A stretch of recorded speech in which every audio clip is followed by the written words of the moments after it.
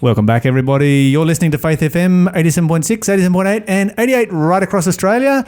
And we have a special guest right here in the studio with us, Clive. Welcome to the show. Thank you very much. Thank you for having me. Now, you've got a little bit of a different accent. Whereabouts are you coming from, Clive? I'm from England. You're from England, That's but right. you're related, I hear, to one of our producers. That's right. How does that actually work? So my father and his father are brothers. Okay. So Nick Kute is my cousin. And but living on opposite sides of the world. England is kind of pretty much as far away from Australia as you can get, isn't it? Exactly. Wow, fantastic. Okay, so tell me, what brings you to Australia? So we've been working on... by the way, I should say, we have had you on the show. That's I'm right. told. That's right. In the past, but I wasn't here. That's right. Yeah, okay. So what we've been doing over the last year, it's the 500-year anniversary of the Reformation. We decided to create really short videos, 3 to 5 minutes long, on the Reformation, going through a historical journey, right from Constantine all the way up to John Wesley and a few other the reformers as well. And basically, these videos are geared towards young people. There's 48 episodes. So we did it for once every single week. So every single Wednesday at a certain time, I think it was 5:30 p.m., an episode would come out. So that's been the journey that we're on. But we got thinking as we were wrapping up. Well, I was going to say, wait a minute. Let's just stop there for a moment, because I'm just thinking, we didn't have any reformers here in Australia. Right. In the 16th century, there wasn't a whole lot happening in this continent. So why on earth are you here? So, the Reformation didn't end. It's a continuation. Yes. I think it's Daniel 12:4 says knowledge would increase. So we realized that, we couldn't just stop there. We had to go into the birth of the Christian movement across the world. In America, for example, after the Great Awakening, you had Methodism, which rose up. And through that, the scriptures got unveiled through time. And the Advent movement, William Miller, that progressed. And through there, you had the Adventist movement, which came out of that. And that just didn't stay in America. It spread around the world. It came to Europe. It came to Australia. Through Australia, Sanitarium was born. Avondale College was founded. So we were touching on all these different things. So next year, we're going on a journey from June 2018 to June 2019, where we're following the progression of the movement and how the Reformation never stopped, but it continued to develop. So you'll have another 48 small presentations? It's probably going to be about 52. Okay, so you're going to do it every single week? Pretty much, yeah. Every single week. So this is a project that's started big, but now it's getting even bigger. You can't stop. Yeah, it's like a snowball effect. It actually started pretty small. We were aiming to make videos for our young people. Adam, who's the presenter, he's the youth director for our conference in England.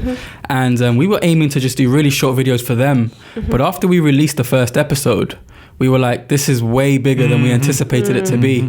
It's interesting that some of the early stuff that we shot, we actually went back and shot them again because we were like, it's not good enough because this project had grown so much. Wow. So instead of now being a project just for England, it's actually a global project. It's being shared on TV networks across the world, America, New Zealand, over here as well.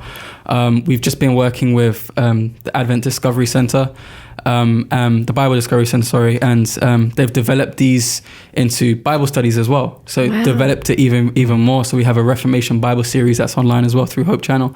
So this is literally just exploded. Wow. So question, after you've finished, the continuation of the Reformation, you bring the Reformation through to our day. What next after that? Are you going to take it from our day and just finish off the whole story? No, we've already got plans. We've actually, bar 4 episodes, we've actually finished this season, or season 2. So we finished the one we're on now. We've got a few stuff to do in Europe, but we've decided to go back in time and go all the way back to the beginning. Wow. So you have Egypt in the Old Testament, and then you go throughout the historical places, which some of these artifacts are still there today. And young people don't know that about them. Yeah. And so we're trying to bring, the Bible to life. So we're going through the Old Testament, then touch on the New Testament, the life of Jesus, then touch on the life of Paul. And then we're even thinking about doing the 7 churches, the 4 horsemen.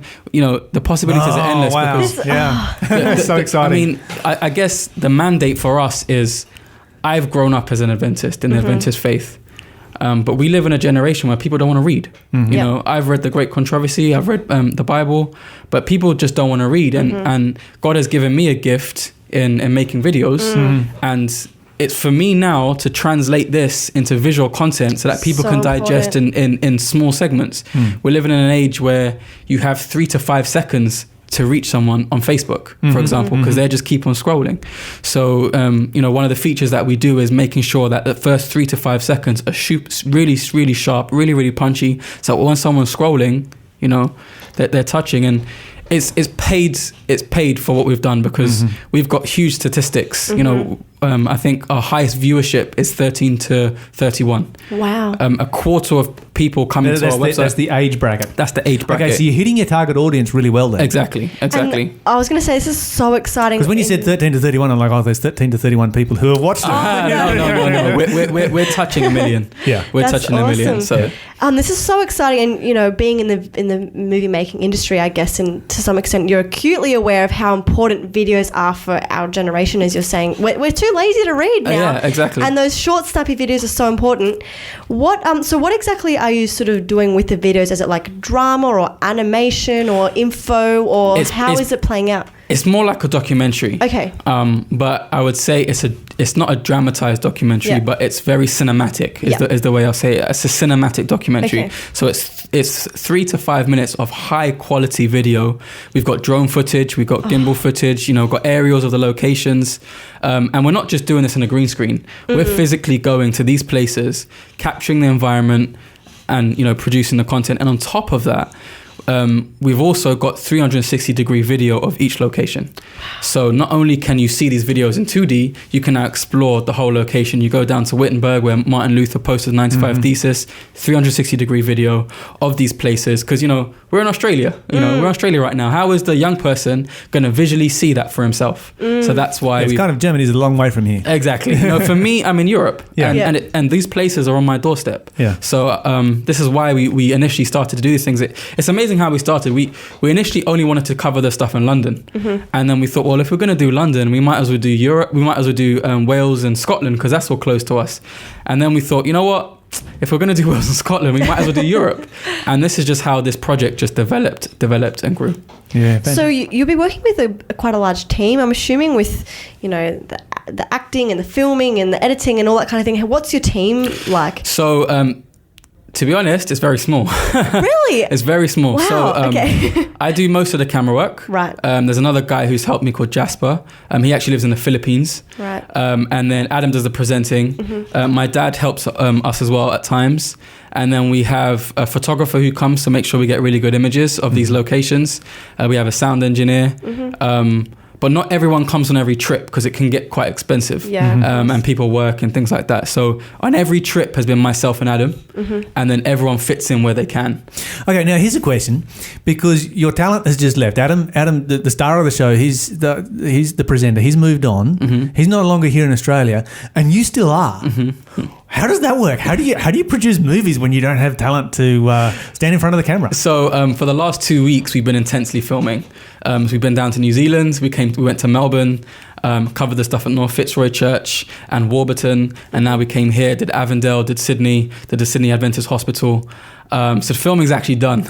Wow. But because I have family here, I have a cousin who's getting married in Melbourne, so we stayed a bit longer. But the filming for Australia is finished. Nice. So how much longer are you here in Australia? 2 more weeks. 2 more weeks. 2 more weeks, yeah. Very nice. 2 more weeks. And now I can relax and enjoy the holiday. It's been a tough year.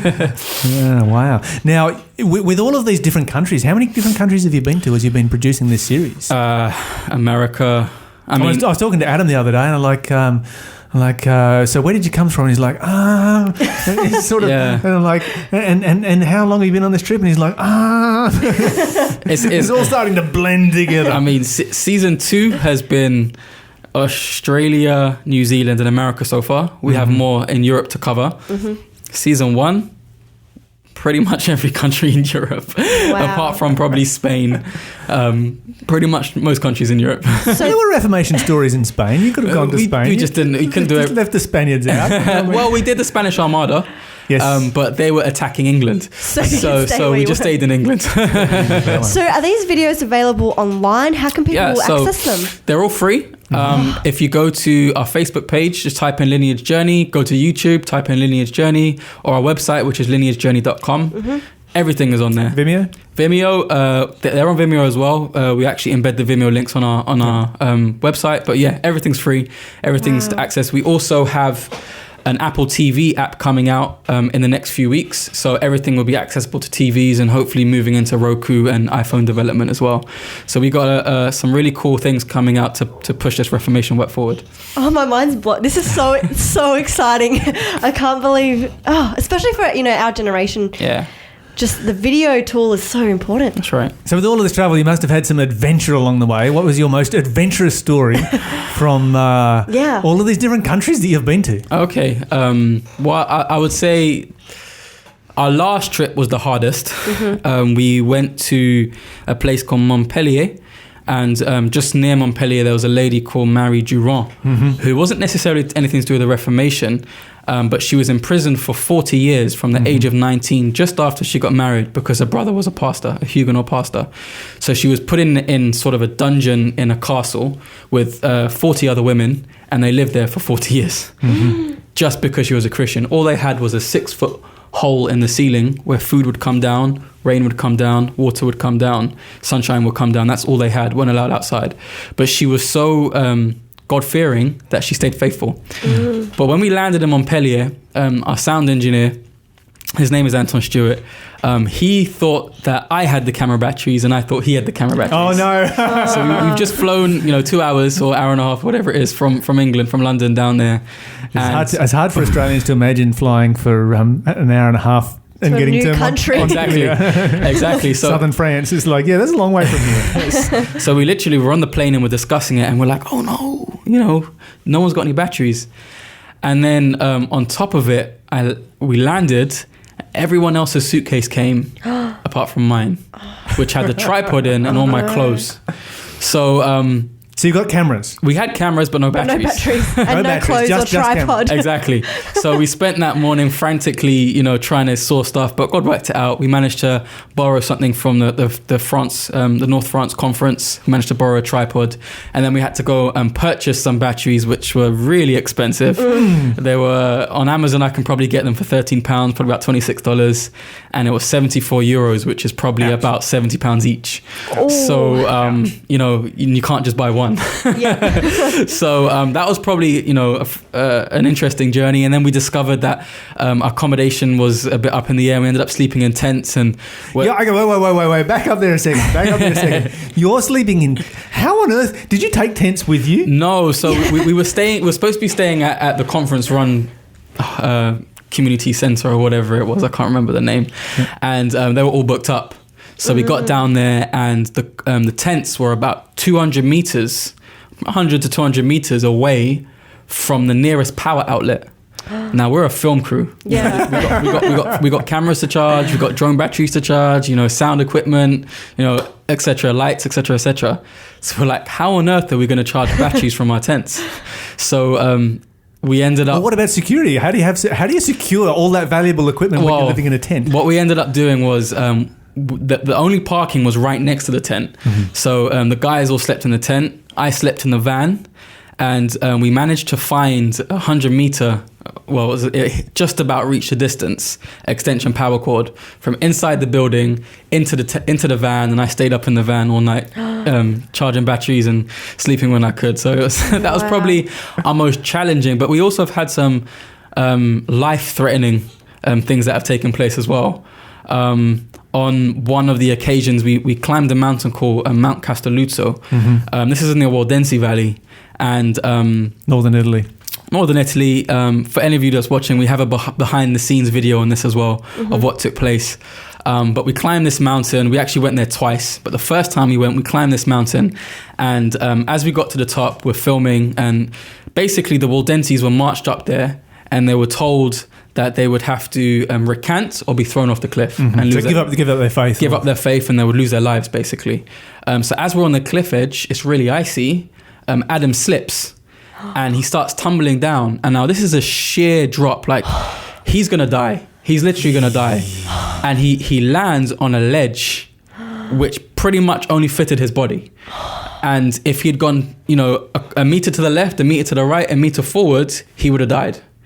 my and goodness. funnily enough, well, not funny enough, one of the behind the scenes guys that was there was recording everything at that time. And so we have it all documented. Wow. The fall and everything. And you know, it never looks as bad as it is when you watch it on a video. Yeah. But I tell you, this was a sheer drop. We actually thought, you know, we were going to lose Adam. You know, he was that close and a bit shaken up. And that would give a new perspective. Yeah, I mean, for your personal experience of what the Waldenses actually experienced, because they were actually thrown right off. Exactly. And for me, you know, we climbed up this mountain and they were marched almost 2.5 hours up this mountain before they were thrown off the cliff. And it really, you know, just a spiritual point of view, it really made me think that, you know, it would have been easier for the papal soldiers to kill these people at the bottom of the hill. Why did they have to march them to the top and throw them off the cliff? And then it hit me when I was up there that the devil's not necessarily after your life. He's not necessarily after your death. He's after submission. He wants you to submit. So they were marched up there to make them think that, you know, you're going to die unless you submit to me. But many of them were faithful. So that was a spiritual aspect. But yeah, Adam almost died the Waldensian death. But we thank God that he's still here today. Wow. Amazing. Clive, has been fantastic having you here on the show. And there is, you sound like you just have so many more stories to tell. Oh yeah, lots more to tell, but I know time is short. We'll get you back on again sometime. Okay. But this is Clive Coutet, and we're going to continue with our programming right now. You're listening to Faith FM. Don't go anywhere. We've got more great programming coming up right after this.